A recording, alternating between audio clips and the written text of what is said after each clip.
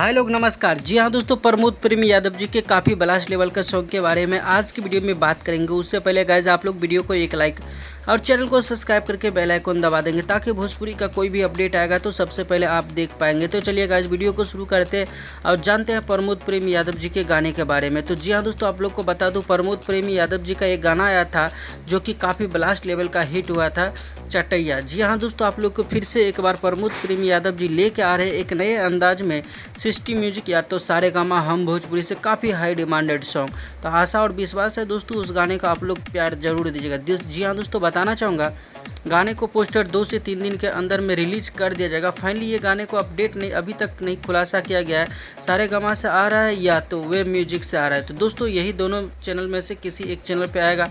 तो आशा और विश्वास है आप लोग तैयार रहिएगा। जैसे ही फाइनल पोस्टर आता है तो एकदम कंफर्म न्यूज़ आप लोग को बता देंगे। तो गाइस आज का वीडियो में बस इतना ही था। मिलते हैं फिर से कोई नए वीडियो के साथ। तब तक के लिए अपना ख्याल रखिएगा और देखते रहिएगा Bhojpuri chip official YouTube channel. धन्यवाद दोस्तों।